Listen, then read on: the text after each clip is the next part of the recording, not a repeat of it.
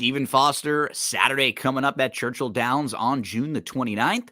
So we are here to talk about a big stakes Saturday as we dive into the Daily Racing Form past performances. Remember, if you sign up for DRF Bets, you can get free all-access past performances. Make sure to use that promo code STAKES. And right off the bat, they will load you up when you use the promo code and you do the $200 match deposit bonus. Take advantage of that right now. Joining me like he does anytime there's any big racing going on, my good friend Barry Spears. Barry, we had a week off last week. I was a little under the weather.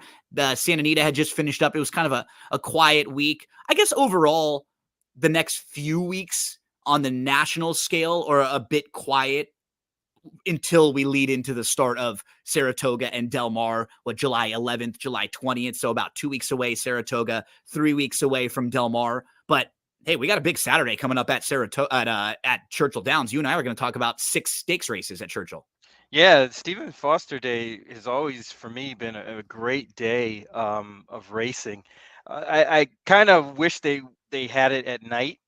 I know. I like that too. I do. I I like do. the night cards. I like Churchill night cards Me quite a too. bit, and it kind of throws a nice little wrinkle into your Saturday, your play on a Saturday. But the races are still good even in the daytime. So I'm looking forward to it for sure. Yeah, and I think because of the timing, right? You look around and there's no main circuit in Southern California with Del Mar or Santa Anita. With Aqueduct, there isn't a huge card this weekend. I think Woodbine has a big Saturday. So I guess I understand why they want to go in the day and feel like, you know what?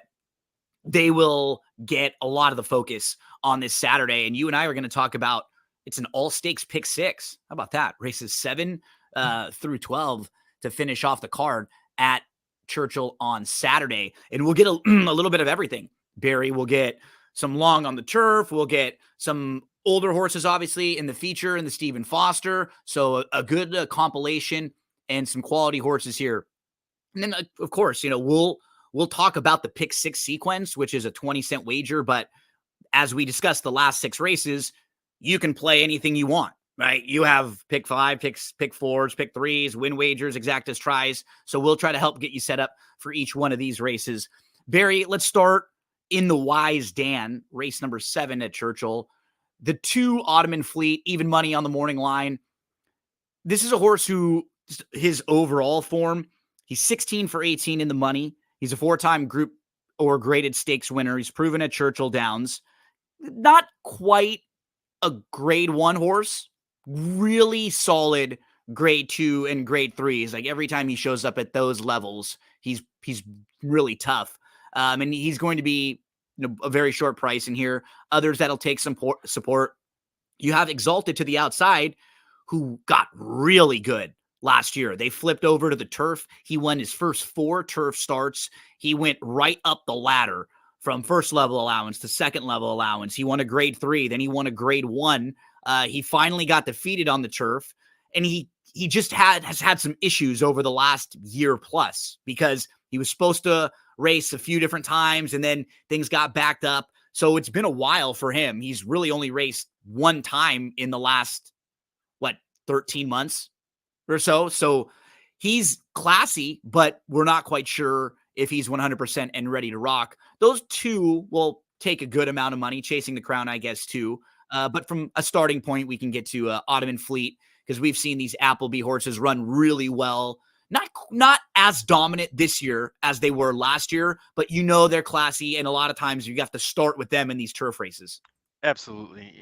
It's they have like a built-in advantage coming over from England with horses like this. And this one is what I would call a 4A horse. Kind of better than the minor leagues, but not quite good enough for the majors. Perfect call. Um, Yep, perfect call. and I honestly think this horse could probably steal a grade 1 here Absolutely. or there Over here, if they entered for them. sure. Yeah, if they entered that Well sort spotted. in a nice field like this one. I mean, this isn't too much for that horse to handle at all. I think it's just a complete standout. It's going to be really tough to beat that horse. But if you are, it's going to have to be with somebody on the lead. And I think the 5 Win for the Money. That's the horse to me. If you're going to bet the race, right? Yeah, he's like the only one that has some sort of advantage or a case to make to beat this horse in this race. He's the only one for Yeah, me. to me, I completely agree. However, you're playing this race because you look at him, he's pretty lightly raced too for a 5-year-old. He's only raced 13 times overall. He's just making his second start at 5, so he still has an opportunity to get a little bit better. When you look at his form overall, it's been pretty good. He doesn't have many bad races, and he did just kind of jump up with a career best effort. He's had a month plus to recover from that. And what I like is it was just kind of sitting a perfect trip and then pouncing kind of a race. So he had a good start. He sat nicely. 2 horses were battling. He got an absolutely perfect trip and he opened up. And that's just what you're hoping again for him, because he does still have some upside on the turf. I think that's the key, right? Right. He's only raced 4 times overall on the grass. So can he continue to run in the high 90 speed figures on the grass? I think he can.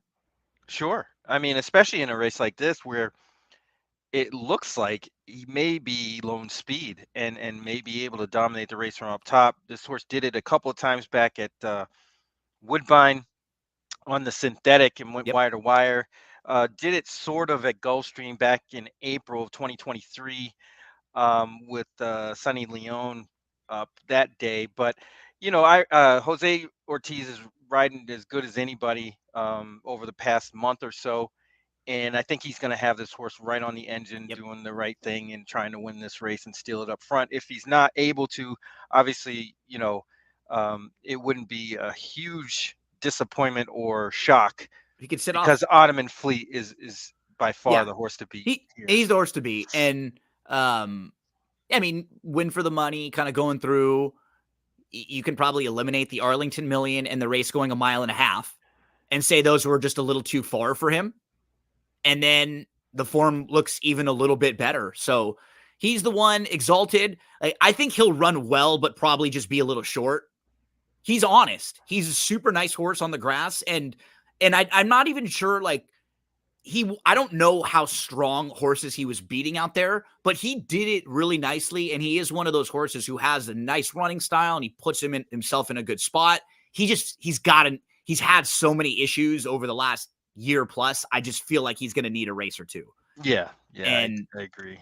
and then kind of just trying to get to the rest of the field, like Johnny's Fireball, I play him in races where it doesn't look like there's that much speed and he might be able to sit a nice trip.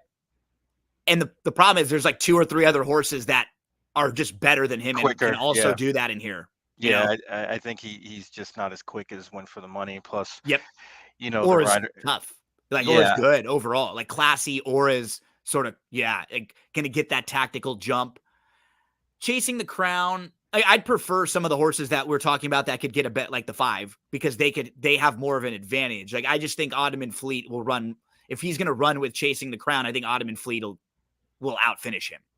yeah, I think so too because he's going to be farther behind Ottoman Fleet. Fleet, even. So he's just going to outrun him. He's going to be in the spot early and then outfinish have to go him by late. him. I don't think so. That's tough task.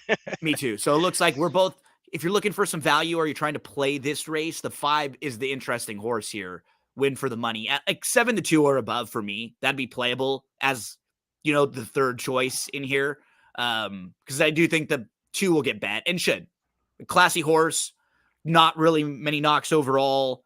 I mean, even just visually watching all of his races in the U.S., he bobbled a little bit. He was in between horses, but he was up to challenge. He was up to challenge. He took the lead. He was kind of drifted, kind of a little bit all over the place late, but he's classier than this field by far. And it's going to be pretty tough to beat him. So 2 and 5 for Barry and me in race number 7. As we move to the 8th, Barry, this is the Fleur de Lis. This one is a mile and an eighth. Before I forget, also, I want to remind everyone that's watching and listening to this. There's a survey from DRF right now that I'm going to link in the description for this. It's just going to take you like a minute or two. DRF is just asking you about some of their products, past performances, stuff that you like, stuff that you may not like, what the products that you use, things like that. They just want to get some feedback so they know how to make things a little bit better for you. And then they'll pick, I think, 5 people that fill out the surveys and give them free past performances. So if you get like a minute or two, 1, it'll help maybe make things a little bit more to your liking. And 2, you might be able to get some free PPs out of it. So if you get an opportunity, Barry is going to share it, I think, on his social media also. I'll keep sharing it over the next few days. Just wanted to mention that before I forgot. Let's talk Fleur de Lis. This one will start the late pick 5 at Churchill on Saturday, grade 2. And you have Scylla, who's been very, very good overall, a 4-year-old filly for Bill Mott, who doesn't have necessarily the biggest numbers of barns out there. But when you're talking about top tier talent, he's got some of the heaviest hitters in all the divisions. And Scylla has now kind of stamped herself right up towards the top of the filly and mares in this division. She has to prove, I think, one more thing, the distance. She's never gone a mile and an eighth. And that's the question that she'll have to be, that they'll ask her in here. It's interesting because she's won 4 of her 6. Her last 2 have been very good. And she has shown a little more tactical speed recently too. Like last year, she was wanting to come from a bit more off the pace. And then that last start, it was really impressive because on paper, it looked like it was really her and Kijera. And she was able to sit right off of her. Now, you could say that in this race, the post positions will be flipped. So maybe Kijera from the outside will have it a little bit different, or they can maybe kind of pick what they want to do. I still think it's probably best for Kijera to try to go to the front end and probably just naturally the quickest in here. But Scylla, the 6-5 morning line favorite. So Barry, let's start with her. Yeah. Honestly, the horse hasn't done anything wrong. Yeah, stuff's a knocker. But she's not super fast. To Early. where I would think, to where I think that she's not vulnerable in this race. Absolutely. I think she might be, Yep. especially stretching out in distance. She's going to be a very, very short price. Yep. And I think, honestly, Jagera could actually turn the tables. I think so This too. horse is better going longer. Yeah. And she should be able to dominate up front. Like you said, I think because of the post position, the way this shakes out might be a little bit strange because I'm not sure Jagera will actually want the lead from way out that's there what, unless me neither. it's given to her. Yeah, I'm curious. The other horse, Shotgun Hottie, and even possibly the one, Free Like a Girl, could actually be setting the pace here. And honestly, I would say for Jagera, that is probably the best scenario. Sitting just rather off. rather than having her on the lead and trying to go wire to wire, which she can do. She can, and but I agree with you. Like some horses you can see when they're running, they almost get a little lost on the front. Yep. When they don't have a target to sit off and then move when they're asked. And I think that may happen a little bit because it's not that she ran poorly. She just really didn't respond very much from the inside when Scylla was asked from her outside. So I wonder if they do want to just take her back. And also, I got very excited with this filly because her end of last year was so good. Her last few races on the dirt were really good. Yes. And I remember in that first race when she started, against Idiomatic, you're looking at her going, okay, you know what? She could start at 4 and be ready to take a nice step forward. But we have to remember, not every horse is the same. And even for a trainer like Bauer, who's really good off of the layoff, some horses just need a little bit of racing to get better. And she may be just so much sharper now, third start off the bench. I would think so. I mean, it looks like it. That La Touraine in the slop was just a toss-out race. So she didn't get much out of that. That's the problem, So that last start might have really been a lot more like her first start off, coming back. So I'm just expecting her to take a big step forward. I like the draw also with her to the outside. I think she might be able to turn the tables, as you said on Scylla. The other one here who I think she might be a little better than like just her numbers and figures overall is Taxed. And I think she's going to run well in this spot. So she's a grade 2 winner.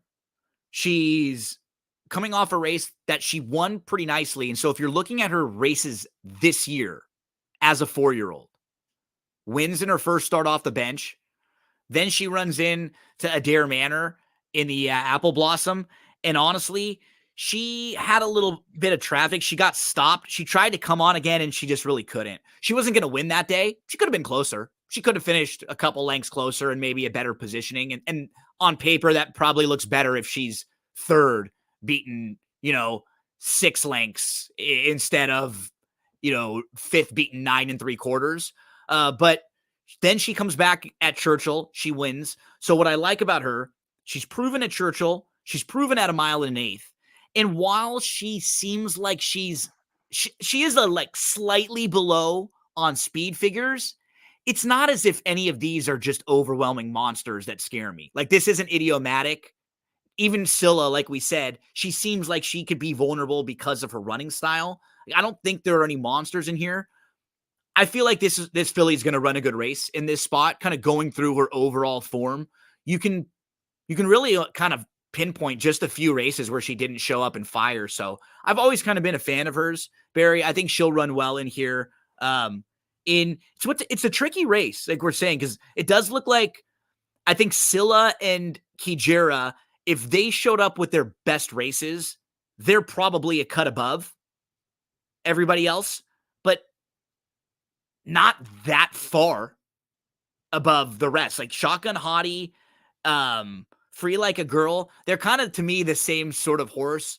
Really nice, honest horse who have been facing a little lesser. You got the Louisiana bred who's earned 1.6 million. You got Shotgun Hottie who's coming up on $1 million. And Free Like a Girl is now multiple grade 1 placed in her last couple. But she's only, I think I went through, she's only she has 2 wins against Open Company in 14 races. So she's done a lot of her work against the Louisiana breds or finishing underneath against Open Company. Yeah, I mean, it's definitely something to have in the back of your mind. And even with Tax, um, she's never won races back to back, and she ran Bit kind of arguably her best race in the last time out at Churchill. Um, I think she's just up against it pace wise because I mean on paper this doesn't look like a very fast pace. No, not Um, at all. because I don't think Jagera really wants to force the issue.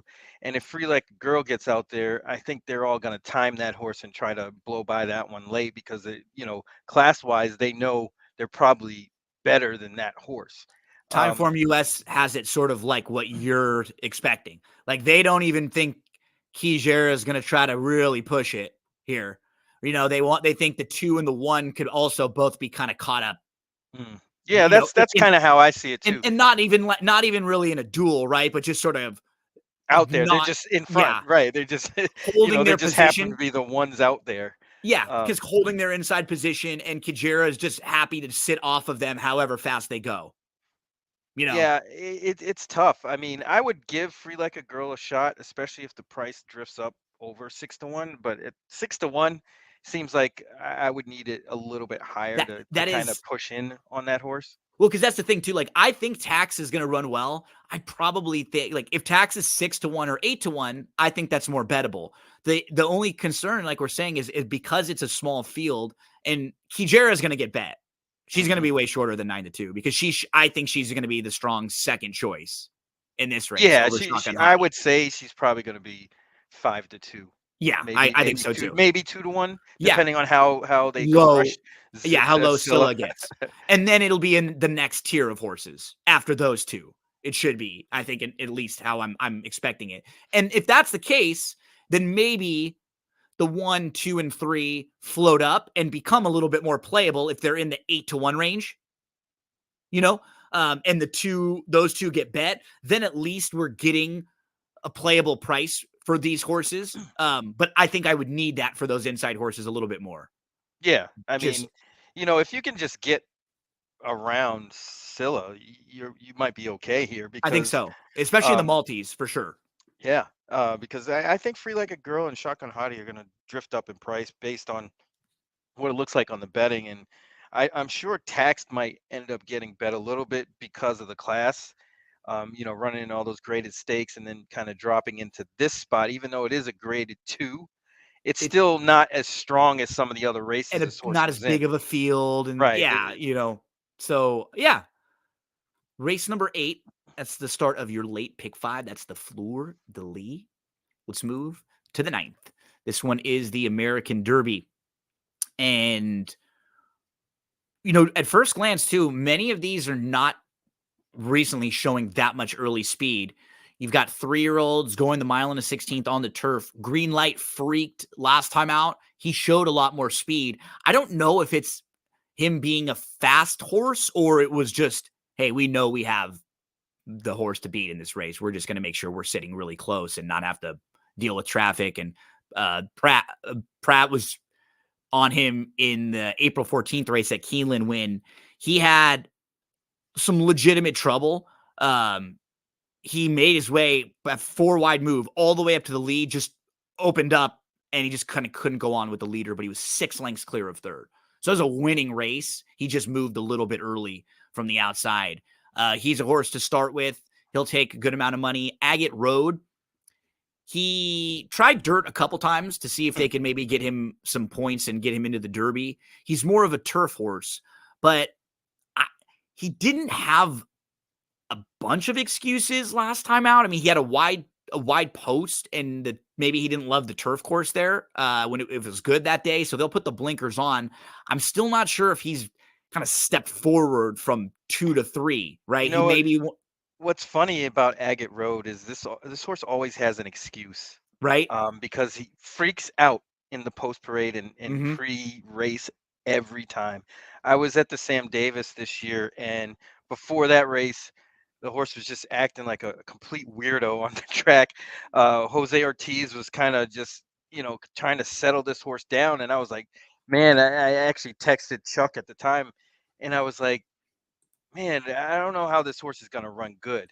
And he did, which was, kind of surprised me. But there really wasn't much in that race, Yeah, he was like looking a lot. back. He was And pretty one of the top horses in that field, right? yeah, I like this horse. But if this horse could ever get his mind pre-race together, he'd be outstanding. This is the Um, spot for him. Like it this kind of certainly is. spot, this level against this sort of group. The blinkers are coming on. There's a lot of horses that he's familiar with, but nobody that should overwhelm him here. Like No, he he has the fits well with talent, this group. I right? just, like you said, can he mature and can he get his mind right for him to be able to take a step forward, for him to be able to kind of show the best version of himself? Yeah, I mean, races like this are notoriously chaotic. Mm-hmm. These 3-year-olds on the turf, you know, sort of mid-year, it's always chaos. And, you know, this one has chaos written all over it. I mean, the favorite is basically a maiden breaker. Yep. I mean, that goes to show you. And there's these other horses that have multiple graded stakes But tries. I think what makes to me the trickiest is there's really nobody that you can just immediately dismiss No, not at of all. the 8 of all 8. Like look at the odds. There is not any horse in here that's over 12 to 1 on the morning line, and Freedom Principle Looks was a good. stakes winner 2 back.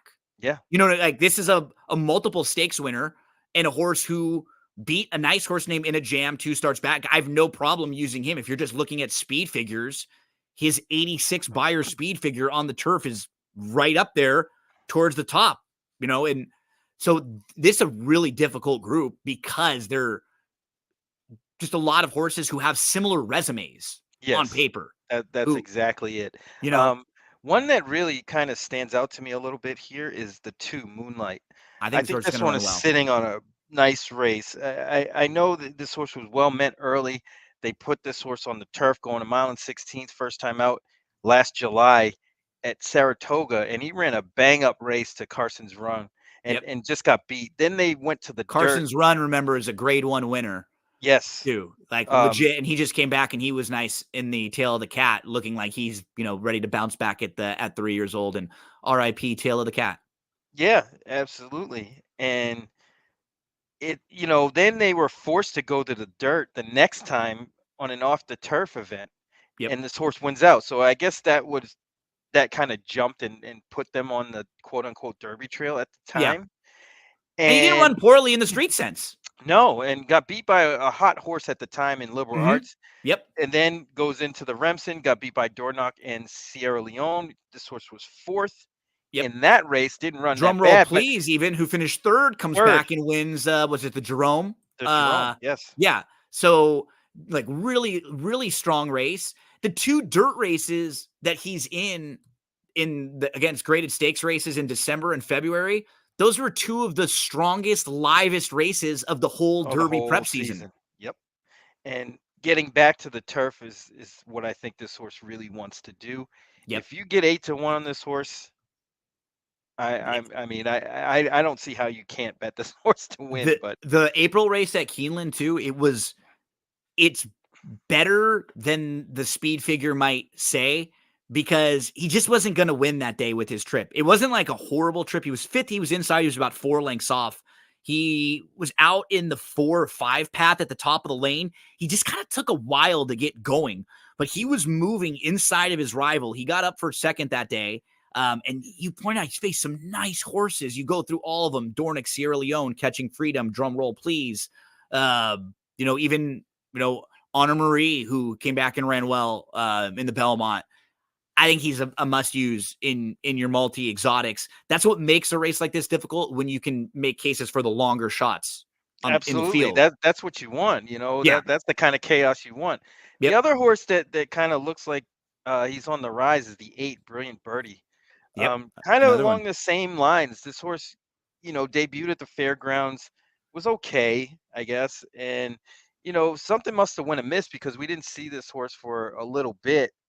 Comes back in May and runs a nice race to break the maiden at Churchill, then steps up into a basic first level allowance race, optional claimer, and kind of wins out. I think there's some more in there. And, you know, this horse should be okay, kind of, this field isn't big, too big, I should No, say, the to way where he won that June 7th race, he's sitting it was inside about fairly 4 lengths easily. off, Hmm. and he kind of moves in between horses and just up and around and right on by, like real handy.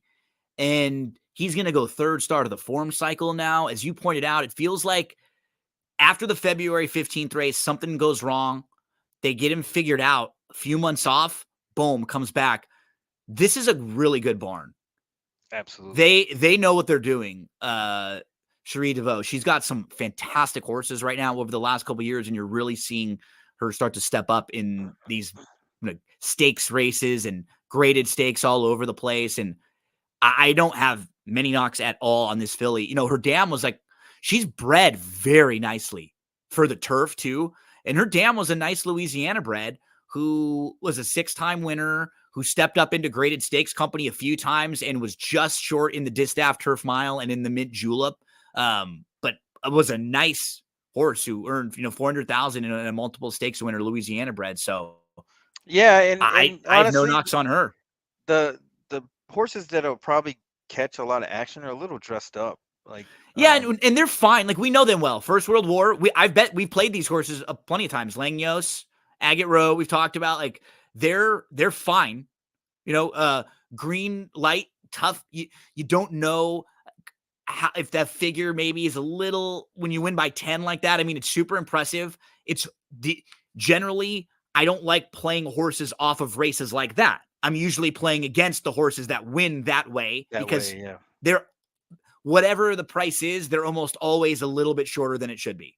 It's funny you say that because back in the day, this old timer that I used to see at Rockingham Park, he used to always look at the comments in the form and play against any favorites that have the comment written out on it.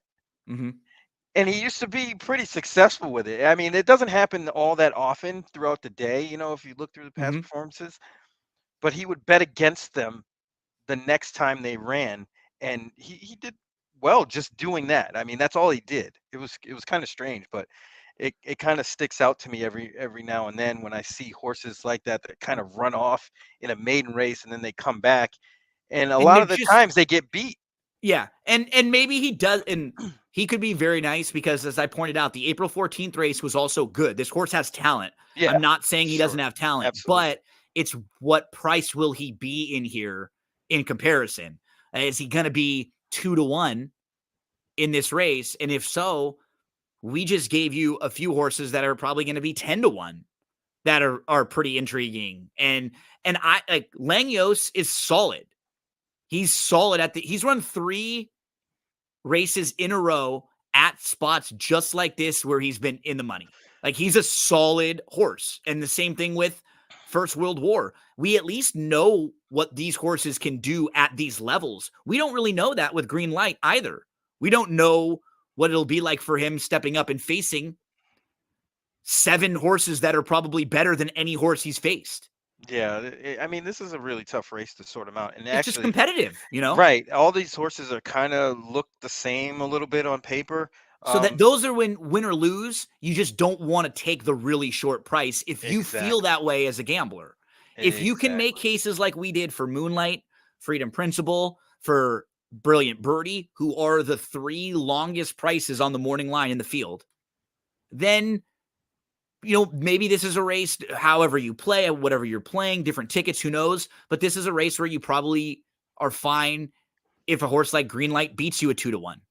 Well, I You would know, say at least the way I'm seeing it, that either Agate Road or First World War would be the favorite over just because Greenlight. they have a little more They body of have a work. little right, and even the 7 has a little more connection power at the Mm-hmm. windows than a lot of these others. Mm-hmm. Especially with Um, the Tory.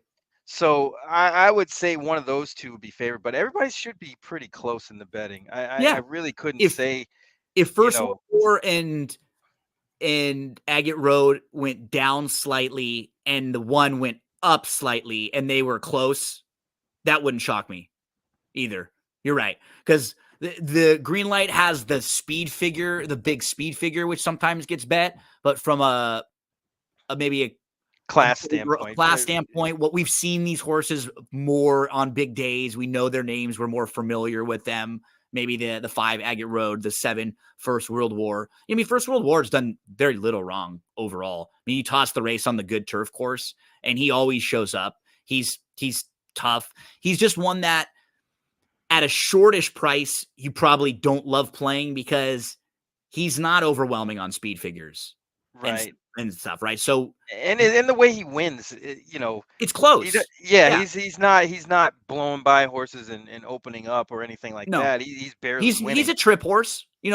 I will say I was impressed with his last win because it was a little more getting in some trouble, getting shuffled back. His other wins before had been kind of sitting pretty close or just kind of making the early move into the right spot. And so he did overcome a little, and yeah, he's honest, and you'll see Dettori again. He's been all over the place this year, winning races. He won this one at Penn National aboard First World War. Yeah, I think we've gone through. I mean, even you look at Depiction. We were talking about the DeVoe horse. So she's actually a shorter price, or he's a shorter price than Brilliant Birdie, and uh, he's not been really disgraced when he's been in some of these stakes races, and maybe he's ready to take another step forward now and just mature as he stepped forward from April to May. It's a tough race. He's gonna need a lot of help. I Yeah, actually had that one pegged as possibly being the longest shot in this I race think because his when it's running all said and done. styles, Right, yeah, he's gonna be up against it trying to close from from dead way last. out of it and past everyone here. So I'd agree with you. He would probably be one of that. I was a little. I prefer the other DeVoe horse, Yeah, Brilliant Birdie, much more. much better. Yeah. A challenging renewal of the American Derby goes as race number 9 on Saturday at Churchill Downs, mile and 16th on the turf, 3 rolls. Let's go to sprinters. 6.5 furlongs on the dirt. It's the Kelly's Landing, $250,000. You have Anarchist, who is a multiple graded stakes winner. He had such a good 2023. He was no worse than second in all of his 8 races. 6 of them were in graded stakes races. He lost a couple races to horses like Elite Power, your 2-time Breeders' Cup winner, and the Chosen Vron, who is an incredible Calbred. But Anarchist hasn't run since August of last year. So we're coming up on, 10 plus months when the Saturday when Saturday's here for the race. Hoist the Gold's been in some big races. He drops out of the Met. He was in the Grade 1 Churchill. He was in the Saudi Cup. He actually won the Cigar Mile.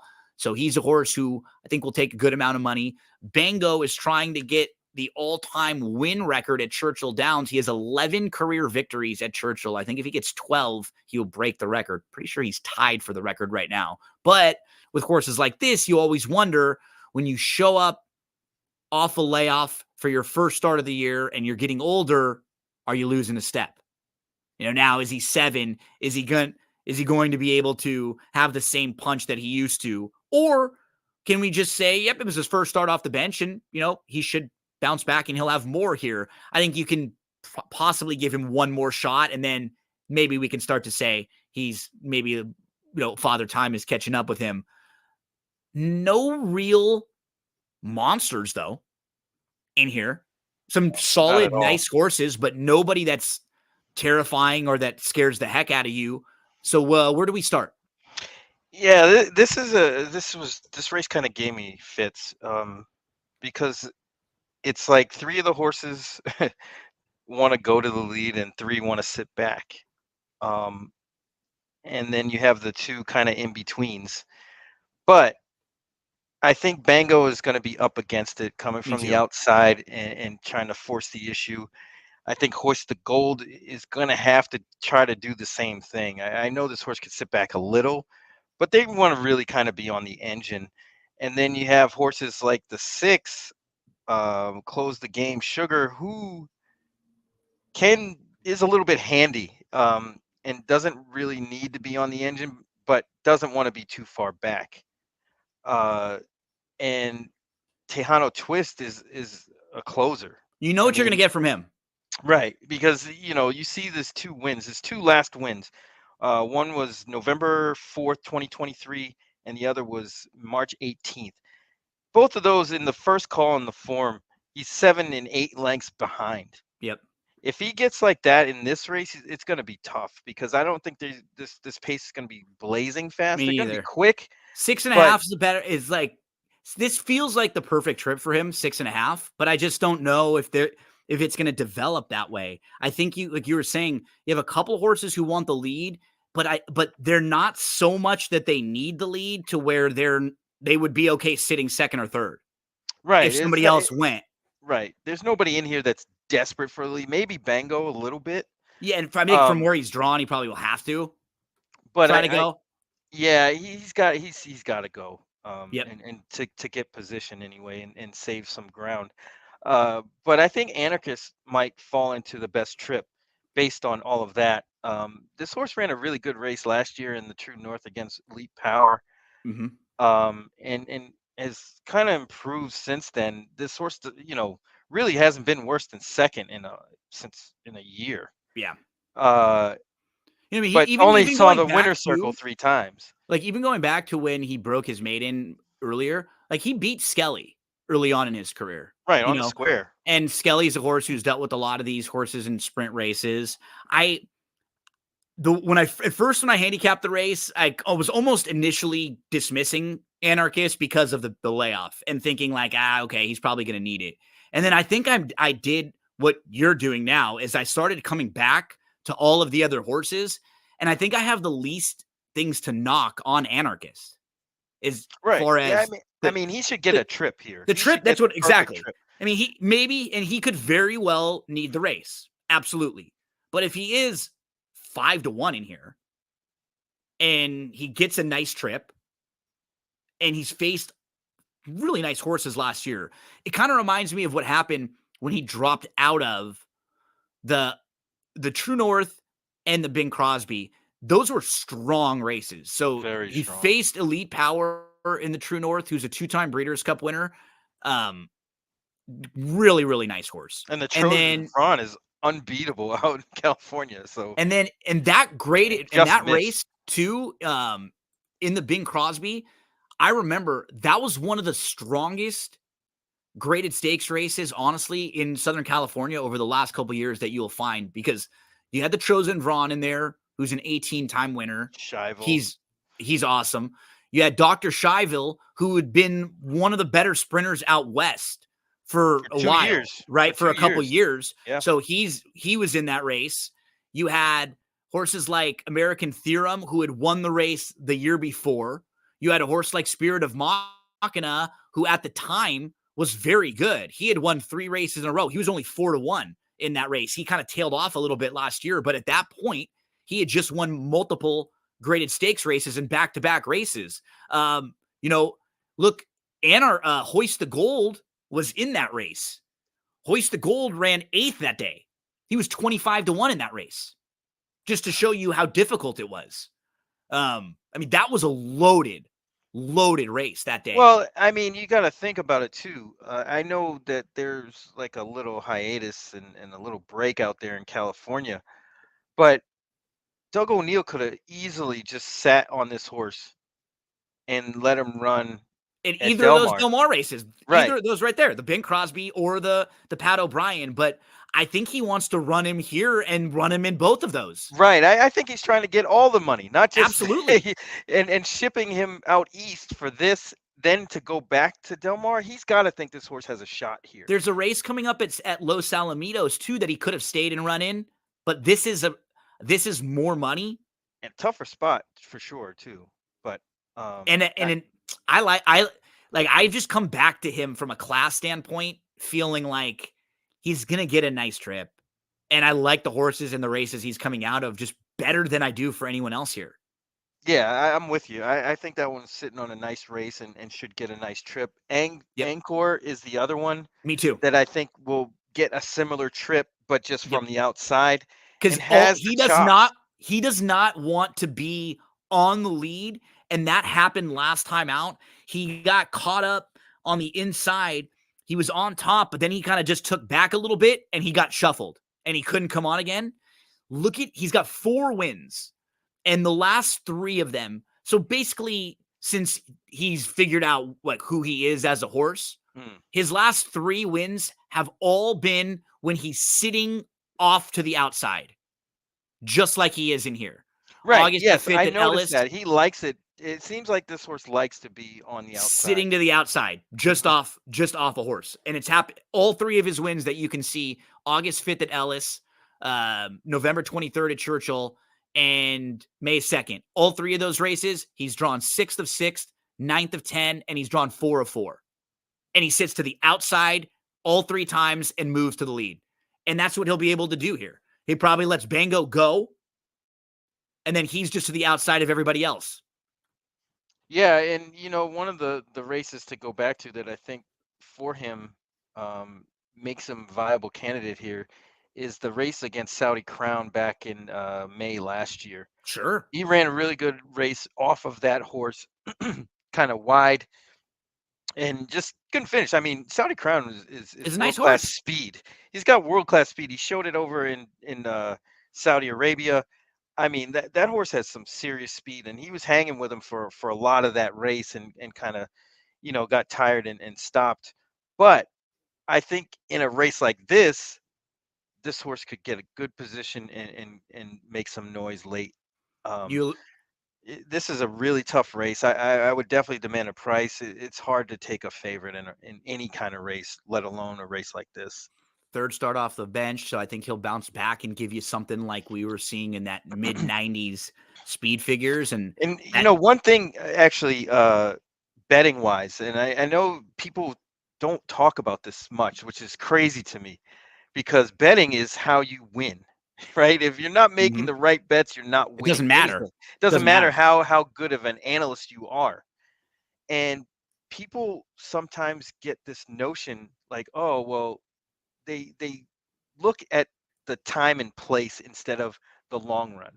And the reason why I like to gravitate towards longer prices, because in the long run, it's going to improve your ROI. It's going to, you might not win as much, but when you do win, you're going to kill it.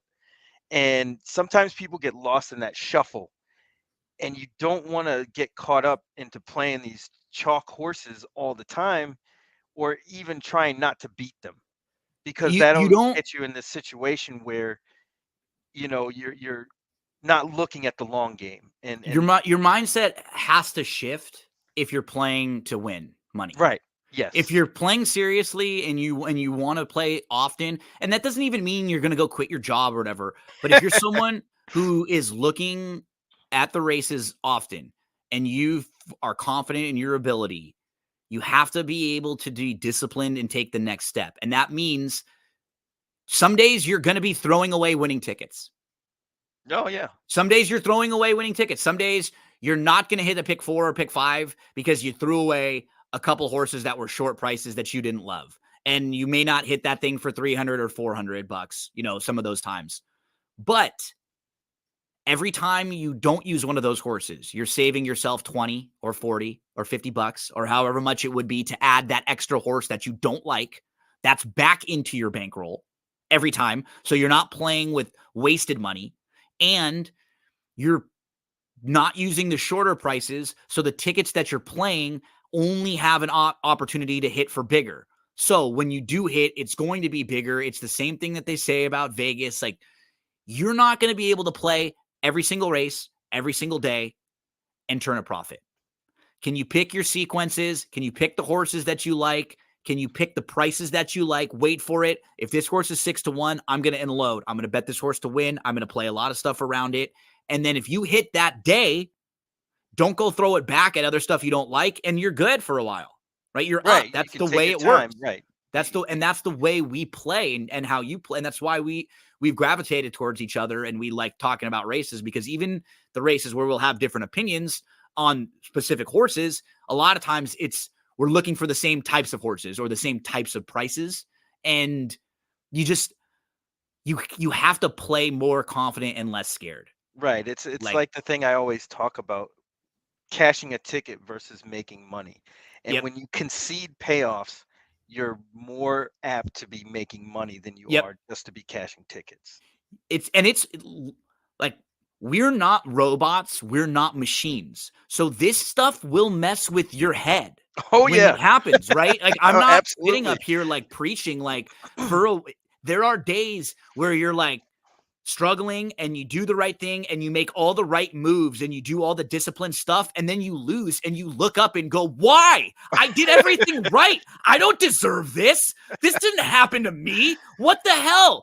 But it's gonna happen, and you can like get upset, get frustrated, but know in your head, in the long run, there are going to be times that the way you play, boom, you hit a pick 5 that day where it went 8-1, 6-1, 8-1, 8-1, 12-1, and you just hit for 10 to 15,000. Like, Right. and that's what we're looking for. We're not trying to hit the lottery. We're just being very smart and very efficient with basketball, right? Hmm. Take good Shot shots. selection. Shot selection, right? Like, I don't want to just throw up a shot to throw it up. I'm not throwing up a mid-range shot. I'm going to take a 3 where I'm open, or a layup or something like that, a high percentage shot. And why you see more people shooting more threes, because the open 3, high percentage, we're looking for a 6-8-1 shot that we think is more like a 7-2 shot, right? And that's what we're trying to do. We're trying to turn everything into an advantage. And it's something that we need to talk about every now and then in the middle of these shows when we're going through horses, because we're going to talk about specific horses, but in general, a lot of times the generalization things, that stuff, like, it's basic stuff, right, Barry? It's not like we're telling anybody things that they wouldn't know, but you Correct. need to be reminded of it. Right. Yeah. That's I mean, that's I the do it key. all the time. Me too. Whenever I open the past performances to kind of handicap, and I think about that all the time, especially when I'm going to make tickets. It's That's really where it hits me, and I'm like, Yep. man, I Who, just got to concede a certain who am payoff I leaving off that I here, right? right Who am to I? We're How many of us are sitting there mapping it out, and you've got $100 to play with? I'm not someone who's unrealistic. I'm not sitting here betting. You and I play the races together a lot. yeah. We're putting together tickets that are like not huge tickets. We're not throwing $500,000 at tickets. I can't do that. I've got a family and bills to pay and a lot of stuff. Like, I know in my head and in my heart, I can't put up $300 and $400 over and over and over in sequences. And so we have to cut horses out. you have to make decisions here. Sometimes you can't just add. That'll be great. Sometimes you see people that have tickets that are 500 and 800, 1,000, they win. And that's great. That'll happen. But there's probably a lot of those that have lost, and those add up pretty quickly. Oh yeah. Those 800, 1,200s. And so when you're dealing in the 48s, 72s, 100s, 96s, 108s, you're dealing in those numbers. I know those numbers well, right? We know those, Yeah, exactly. we know those numbers, those are the ones where you got to make your decisions, and cutting the short price horses is always the way I'm going to go.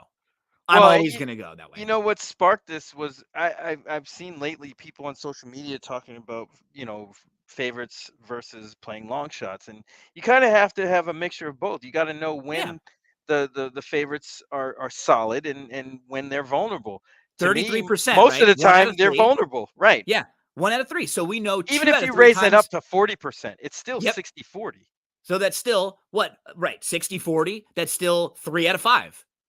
Right? Exactly. That's not going to win. So if you're thinking about your pick 5 sequence and you're putting together a ticket like that, most of the time, half of it, it's not going to be the favorite. So you're better off throwing 1 or 2 of those shorter prices out and looking for the next range of horses.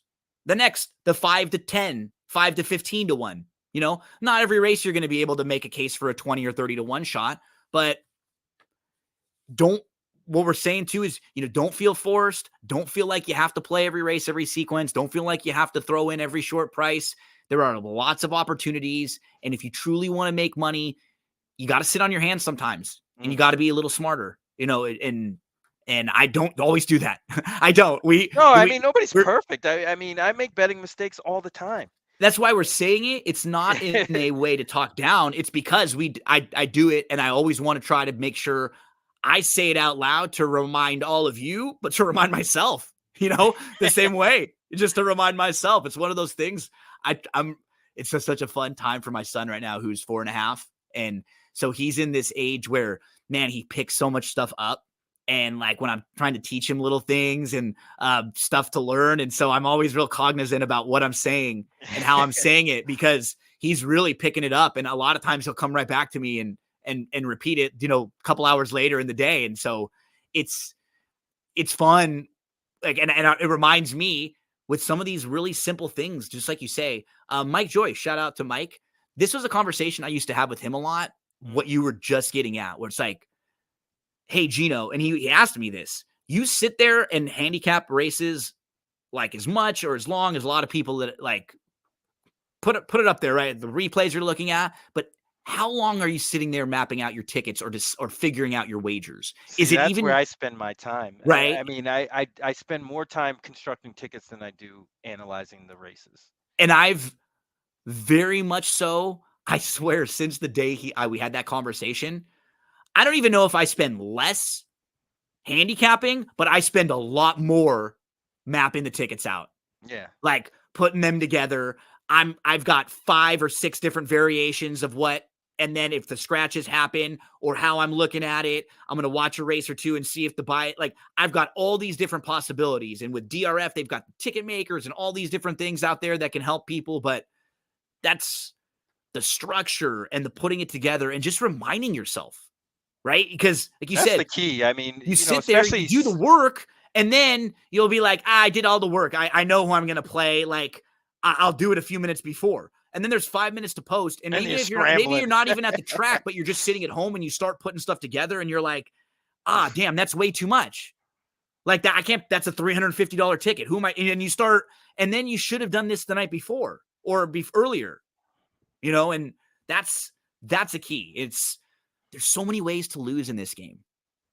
There's so many different ways to lose. You just got to be as sharp as you possibly can, because there's always someone that's a little bit sharper. There's always someone that's doing it a little bit more, a little bit better, and a little bit more focused. So you want to make sure that you're at your best. We have 2 more to go, my friend. Let's get to race number 11. This is the Stephen Foster. This is the Grade 1 Stephen Foster. 1 1/8, older horses. Been one of the top races for older horses over the last 30 years or so. And we do have I think, one of the best older horses right now in training, and that is First Mission, who's 5 for 8. He's 2 of his losses have been when he finished second. He just didn't fire basically once in his career in the Pegasus, and other than that, he's showed up each and every time, and he's nice. He's super honest, really good.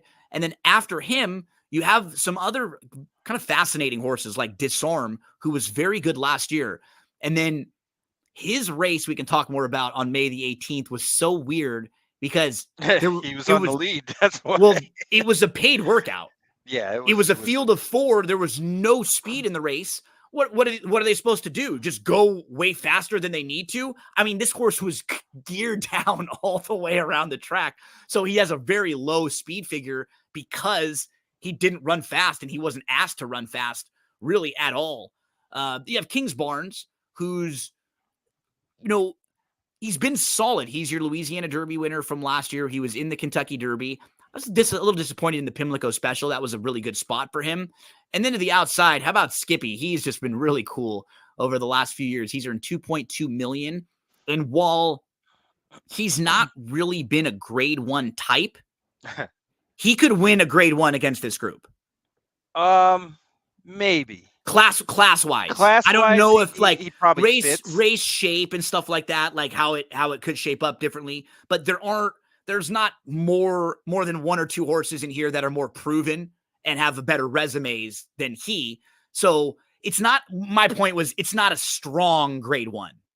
I don't think it's not the strongest one we'll ever see. It's not. No. This isn't going to be like the type of field that we're going to get in, like, let's say the Breeders' Cup Classic or anything. No. But this is a really good field. It's very solid. Competitive. Yep. Everybody's kind of on the same level, so I expect this to be a really good race.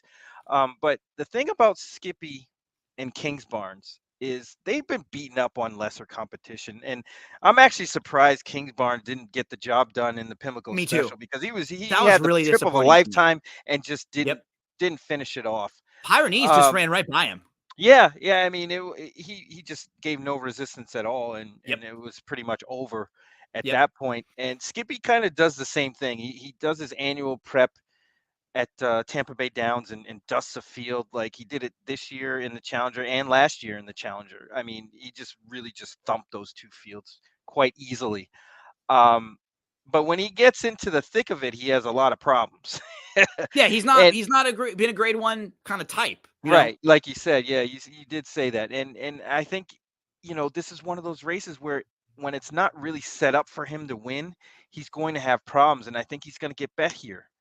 And I don't want any part of him. I mean, feed figure wise, he's probably the second best behind the favorite First Mission.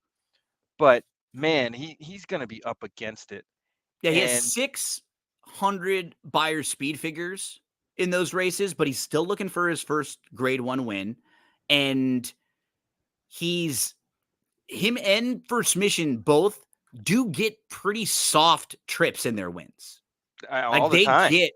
And that's here's the counter, right? You can say one side and then you'll get the other side of the argument. One, they make those trips in a lot of their races. I would agree with that. But 2, is a short price in races where you're not 100% sure if they're going to get that trip. They may not be the best bets. Right, and I think that's the situation you have here. Obviously, they're going to run, and they're going to probably run well, but just not, for me, well enough to win. Gambling-wise at the prices. Yeah, because Skippy, I've seen a lot. Like we know who he is. Right, and I'm not too sure that he's that much better than this field, or even better than First Mission. If he's sitting worse than here's the key. Is he going to the lead here? He might end up that way. Because I think Timeform US actually has him on the lead. Let's check. Because who else would go? I mean, I think so. I don't think First Mission really wants the lead. Pyrenees could go to the lead. So Timeform US has him, and then Kings First Barnes, Mission, right? or First Mission a little behind him. Yeah, the 2, and then Kings Barnes the 7 in that next trio, along with Classic Causeway, who I could see Classic Causeway being shoved because that's probably his only chance in I don't races even like know this. if I don't even If know he, if but the he, connections know what to do with that me horse. neither. They've just started and stopped and long and grassed and so many different things. Yeah. Um, but yeah, so that'll be curious to see because I don't know. He's fine doing it. He did it at Charlestown, but I think Skippy wants to get that soft sitting just off trip. Yeah, And he I wants to don't, get the trip that everybody else wants yeah. And in if this they race. go hard to the lead in here, I don't know if we're going to get the best version of him. Talk to us No, about because who are, he's not faster than First Mission, really. no, And I don't think First Mission really wants to get to the lead either. they So both want to sit the same it sort of trip. yeah, Yeah. so First Mission, Kings Barnes, Skippy, all are going to be, and even Disarm, uh, will all want that kind of stalking second flight type trip. But a horse that kind of piques my attention here is Dreamlike, because I can see a situation where Kings Barnes and maybe another horse like maybe Pyrenees again, or possibly Skippy, could actually heat up this pace a little Yeah. bit, The and one that could would just try to favor hold position down there. right, and that would favor a horse like Dreamlike, Yeah. because I mean half of these horses you can, or at least for me, I can eliminate. Like Steel Sunshine is a dead closer, Yeah. And I not don't think, not a complete no shot, but certain circumstances would have to dictate where that horse would win. and he Um, fits, like, he's not completely overmatched on speed figures and stuff, but no, it's just he, this he pace doesn't setup. seem like he's as good as a lot of these horses. No, One, he's and not. pace setup two, and he's got 5 wins at Gulfstream, 1 win elsewhere, and he's not one beyond a mile. So we have a lot of knocks on him, Right. so There's a I lot can of eliminate cons him. there. Yeah, Right. I can And eliminate him. Kings Barnes, Classic I was Causeway. super disappointed with the last race too. Like Yeah. you were. I I think I'm gonna probably let him beat me in here because I Yes. don't know how good he. I mean, if he wins this race, you know what? I'm okay letting him beat me because that was the race he's supposed to win against that group. It's a softer spot. They've kind of handled him in a little bit softer spot so far this year, and so yeah, I'm kind of cold on him. And you said See, Classic Causeway too, right? yeah, I was gonna say Classic Causeway is one I can just eliminate. Me too. Kings Barnes at 6-1 is perfect in a race like this, because he's not, he's got enough question marks, but also has enough talent and back class to compete here. But I just don't think you're going to get that price. I think you're more apt to get that price on Dreamlike than you would on Kings Barnes. But we'll see. But yeah, Happy American is another one that's just a complete toss. So then He's that just leaves Pyrenees. I don't know what to do with that horse either, because there's versions of this race where that horse is on the lead, going yeah. slowly. So it's this is a really tough race. I'm going to gravitate to Dreamlike, um, Disarm, Those and are my two. probably sprinkle in First Mission, Yeah, those are the two, and I think because it seems obvious. of the short prices, I probably prefer First Mission, but I like Disarm in here. I just think that last race was like a workout. Like he's not going to be on the lead in here. No, He'll not have at his all. running style will be a lot more like it was last year, where he was really good. Like he just didn't run a bad race for. He hasn't really run a bad race ever in his career. He was second in the Louisiana Derby last year behind King Barnes, and then he was behind First Mission and Arabian Lion in the Lexington. He was only fourth in the Derby. He ran really well that day behind Mage and Two Phil's Angel of Empire. Then they went to the Matt Win. He ran 4 straight 100 buyer speed figures in a row. He was right behind Arcangelo in the Travers, and then he was off. And he was off, I think, he had like a setback or two this year where they had to start a little bit later than they would have liked. So they gave him a super soft spot at Churchill. And it was a field of 4. It got scratched down, and he went 52 to the half mile. I just if you're watching the race, he's just running with his head so low, his neck is just down, and he's just like chilling out there. And then they kind of loomed up to him at the top of the lane, and he just sort of kicked clear Took off. again, like he was just messing around with them there. So he'll be sharper. Joel's aboard, so you're gonna get him taken back here, and you're gonna get more of the trip that you expect from Joel.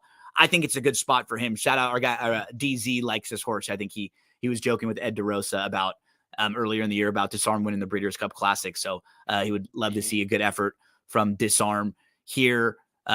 making that second start back off the long layoff. I'm glad you mentioned Dreamlike. He fits. He'll make his third start back. He has the blinkers.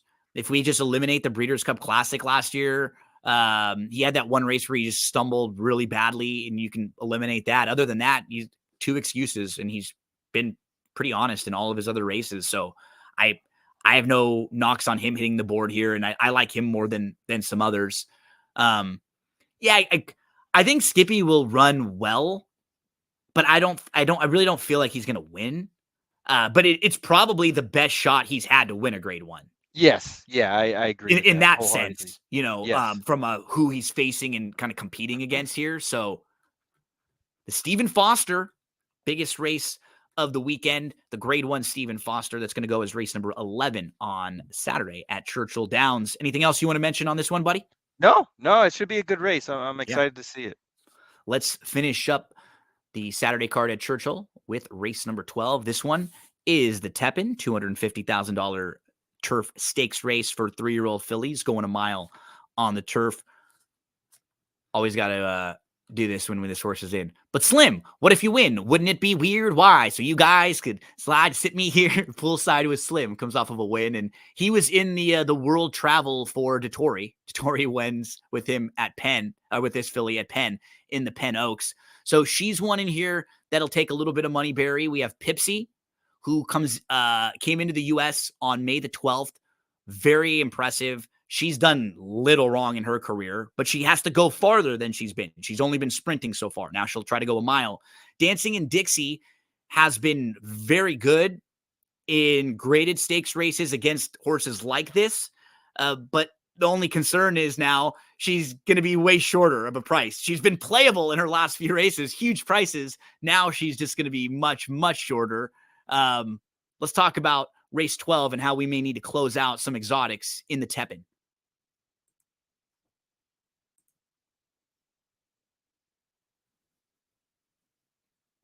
Uh-oh, Barry, I can't hear you right now. Did I lose you?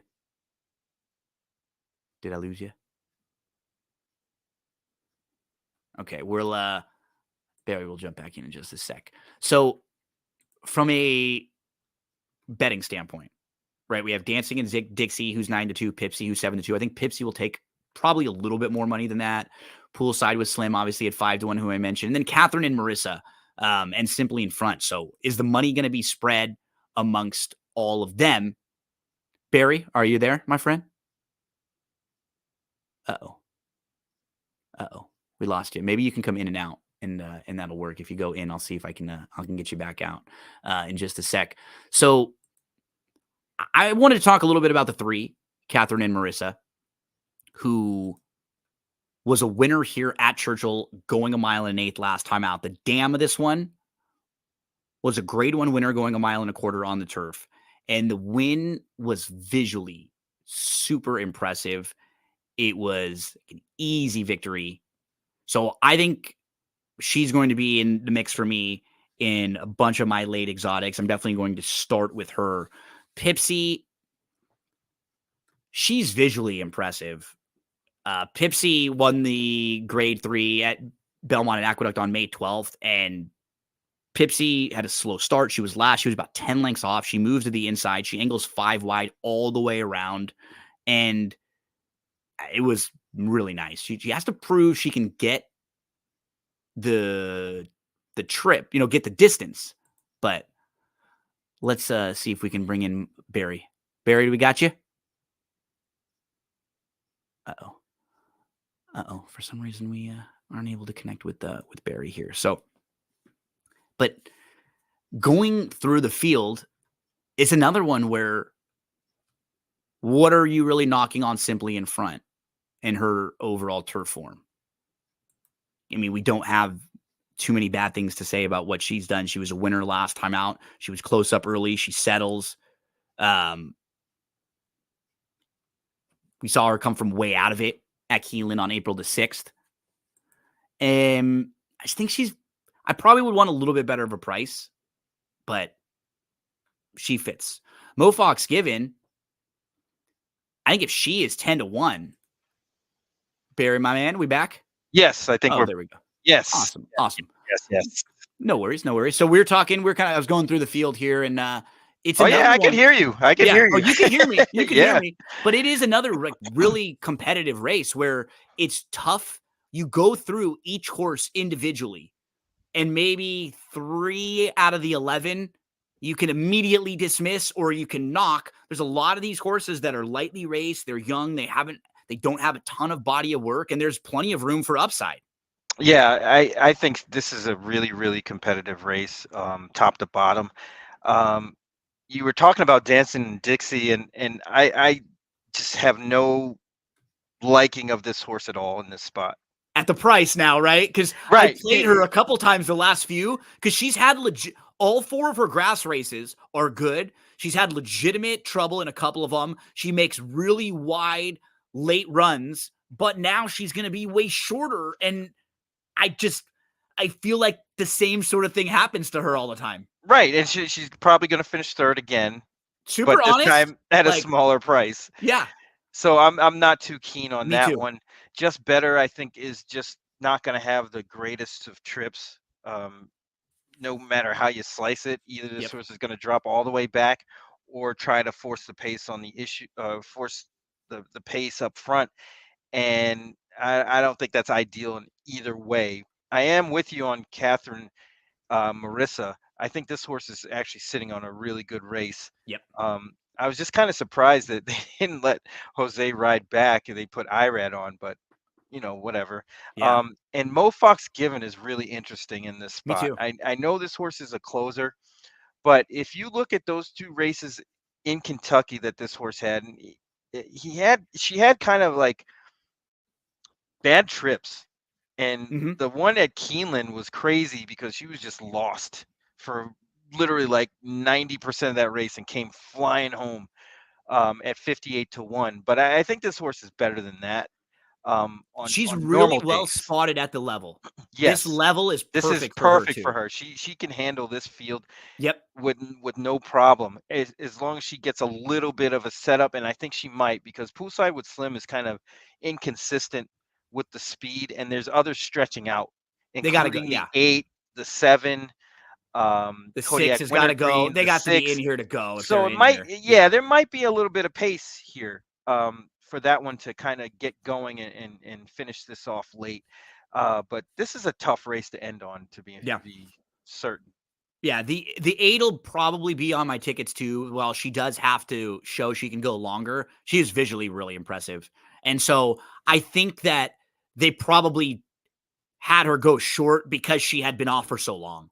Yeah, And that you makes don't want sense. to just go a mile and you hadn't run since October of last year. And when you're starting as a 2-year-old, generally the first couple races you're starting as are sprint races anyways. So she's handy. I think of the shorter prices, like I much prefer her if her and Dancing and Dixie were to be anything close to each other price wise, just because Pipsy just has much more of, I think, of an ability to kind of work out her own trip here, stretching Yeah. out a little bit. I expect her to be more forwardly placed in this race with Pratt. I agreed with you on Just Better. I couldn't quite get to that one. Who else in here? Anyone else Yeah, that we the wanted to outside mention? horses may be up against it. Yeah, I think so The too. 9, 10, 11. Yeah. Pipsy might get a decent trip. Yeah. And Poolside with Slim is really interesting. I like that horse. I think the horse is super, super talented, but they get into these races where it's like, you know, it's tough. I mean, the waters get deep. And I like the fact that he kind of did show it. She did show a little bit different dimension, kind of coming off the pace last time, which should probably serve this horse well in this spot. And But maybe she didn't love why the is why good is turf why course, but why not the Tory? Yeah. Why doesn't he right? come right Why back? is he not come right back after winning in a stake race at Penn over to Churchill? It's a little And strange, but especially it's different, especially when it's not like the same barn or the same owner right, either, completely right? Where that different they all the put way him on a around. different horse. Hmm, But I guess he was on Just Better the last couple times, and for whatever reason, maybe he decided to go here because you're going with Asmussen. Maybe you feel like you get a few more mounts or a few more other looks on the day, or throughout the future, than Arnold, who just doesn't have as many horses overall. But sure. like that could be in a challenging way to end the card on a fun Saturday. Yeah, because Del Mar a few weeks out, Saratoga a few weeks out. So looking around, Woodbine has some big races this weekend, but I think a lot of focus will be here at Churchill Downs with 6 consecutive stakes races starting in race number 7. And you can play that all stakes. I have a pick 4 there. I'm not a robot. And Barry, my man, as we finish up here, talk to everybody about what's going on your end. We've all been donating on the GoFundMe to Chuck, your partner on Going in Circles with Big Mondays. You're going to be helping me out quite a bit each and every week. We had a week off last week, but we'll always be focusing in on whatever the big races are, wherever they are. Anything you want to mention before we get out of here? No, I mean, just kind of kicking it around. I'm going up to Saratoga this year, so I'll make an appearance up there. But yeah, for the most part, kind of laying low, trying to hit some races, and hopefully we could do that at Churchill because the pool's probably going to be pretty decent that on Saturday. Yeah, so we'll put a little something in. Hopefully we can lead some of you in the right direction. If you're watching this on YouTube, I'd love to remind you, if you can subscribe to the YouTube channel down there, you just hit the notification. And if you can throw like a thumbs up, if you ever want to ask a question on here about horses, or maybe we didn't get into a horse that you wanted more about, or maybe I said something or Barry said something that you didn't know what we meant. Man. I get all the alerts on the YouTube. So if you're watching on YouTube, you want to throw a comment in. If you ever want to throw a question to us on Twitter, on social media, love to hear from you. Love to create a little dialogue going back and forth. When you throw up the like and when you make a comment, what it does, it just shares the video around a little bit more and it gets more people to see them. So always helps us out. And we appreciate all of you watching. We hope we make some money this weekend at Churchill Downs. Barry, my friend, you have a great one.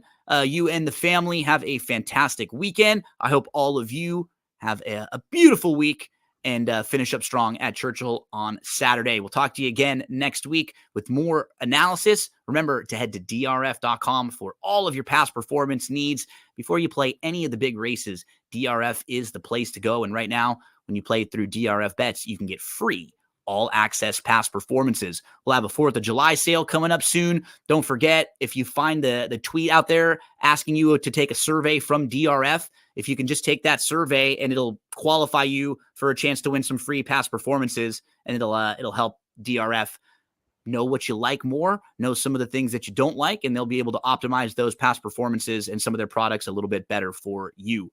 Good luck, everyone, this week.